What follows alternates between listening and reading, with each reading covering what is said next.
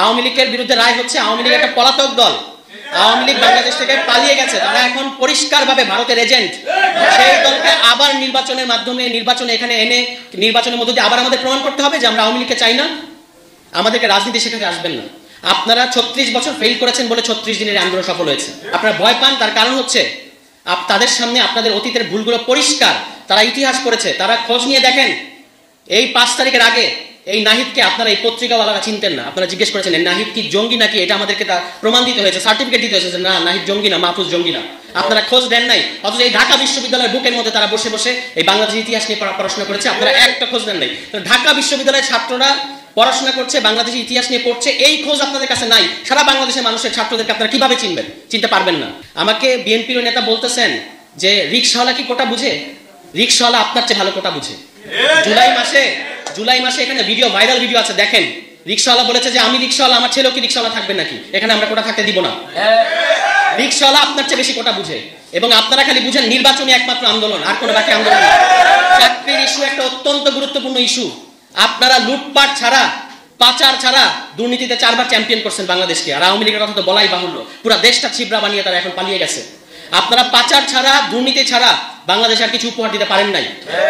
আমাদের দেশের ছেলেরা, আমাদের দেশের তরুণরা কিভাবে, তারা কি করে তারা খাবে? তারা কি চাকরি করবে নাকি? ঠিক আছে, চাকরি সবার চাকরি করতে হবে না, তাহলে আপনি তাকে উদ্যোক্তার কোনো ইনসেন্টিভ দিচ্ছেন? কোনো ইনসেন্টিভ তারা দেন নাই আমাদের তরুণদেরকে, তাহলে তারা চাকরি আন্দোলন করবে না? আপনাদের নির্বাচনের পিছনে কি আপনাদের পিছিয়ে গিয়ে দাঁড়াবে এবং তারপর আপনারা আবার ক্ষমতায় এসে আমাদের সাথে জুলুম করবেন? এই কারণে আপনাদের নির্বাচনের দাবিতে আন্দোলনে জনগণ সাড়া দেয় না। এই কারণে আপনারা 7 জানুয়ারিতে ফেল করছেন। স্বীকার করেন আপনারা কেন 7 জানুয়ারির আগে যে দামি নির্বাচনের কথা আমরা বলি, আপনারা তো দামি আন্দোলন করেছেন। আপনারা দামি আন্দোলন করেছেন যে স্যাংশন দিবে আমেরিকা, এবং সেই স্যাংশনের ইয়েতে এখানে আওয়ামী লীগ করে যাবে, তারপর সুষ্ঠু নির্বাচন হবে। এবং আপনারা পরে অভিযোগ করেছেন যে ঢাকা শহরের মানুষজনরা আমাদের কেচি গেট খুলে দেয় না, আমাদের নেতাকর্মীরা দৌড় খাইছে, এবং ঢাকা শহরের মানুষের এত খারাপ যে তারা আসলে আমাদেরকে কেচি গেট খুলে দেয় না। দিবে না তো আপনাদেরকে কেচি গেট খুলে, কারণ আপনারা তো তার জন্য আন্দোলন করতেছেন না। তাহলে জুলাই মাসে অপরিচিত ছাত্ররা যখন রাস্তায় ডাকলো, মানুষজনকে, জনগণকে ডাকলো, এই ছাত্রনেতা আসিফ 2 দিনের ছেলে, তাকে কেউ চিনতো? সে যখন ডাকলো যে ছাড়তে হবে ক্ষমতা, ঢাকায় এসে জনতা, লক্ষ লক্ষ কোটি কোটি মানুষ কেন রাস্তায় নামছে? একটু পার্থক্যটা বোঝার চেষ্টা করেন। 36 বছরের বর্ষিয়ান রাজনীতিবিদ, একটু বোঝার চেষ্টা করেন পার্থক্য। এটাই হচ্ছে পার্থক্য। 36 বছর আর 36 দিনের পার্থক্য এইখানেই। এই 36 দিনকে অবজ্ঞা করে আপনারা রাজনীতি করবেন? আমাদেরকে আর মহড়া দেখায়েন না। ক্যাম্পাসে আপনাদের ছাত্র সংগঠনগুলা আজকে যে ধরনের সন্ত্রাস করতেছে, আপনারা একটা জিনিস মনে রাখবেন, এখানে আওয়ামী লীগের বিরুদ্ধে গণ অভ্যুত্থান ঘটার আগে ছাত্রলীগের বিরুদ্ধে ক্যাম্পাসে অভ্যুত্থান ঘটেছে। ছাত্রলীগকে আগে ক্যাম্পাস থেকে বের করে দেওয়া হয়েছে। সেরকম পরিণতির দিকে আপনারা যান না, দয়া করে। আপনারা ছাত্র সমাজকে কোনো ধরনের হুঙ্কার দিয়ে এখানে রাজনীতি করতে পারবেন না। আপনি ছাত্রদল হন, ছাত্র শিবির হন, অন্য যে হন, ছাত্র সমাজের গায়ে একটা ফুলের টোকা দিয়ে এখানে কোনো ধরনের রাজনীতি আপনি করতে পারবেন না, এটা পরিষ্কার। এখনো হুঁশ আছে। আপনারা কিন্তু আওয়ামী লীগ হওয়ার চেষ্টা করেন না, কারণ আওয়ামী লীগ হচ্ছে অত্যাচারের একটা সিলিং।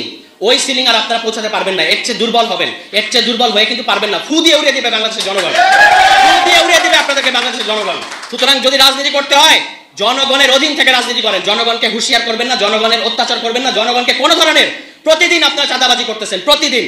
এই প্রতিদিনের চাঁদাবাজি খবর জনগণের নাভিশ্বাস উঠতেছে, এবং আপনারা একটা খুব ভালো মজা পাইছেন যে এখানে এই সরকারকে প্রত্যেকটা মুহূর্তে, প্রত্যেকটা পদে পদে কাজে বাধা দিচ্ছেন, প্রোক্লেমেশন করতে দিচ্ছেন না, সংবিধান করতে দিচ্ছেন না, রাষ্ট্রপতি পদত্যাগ করতে দিচ্ছেন না।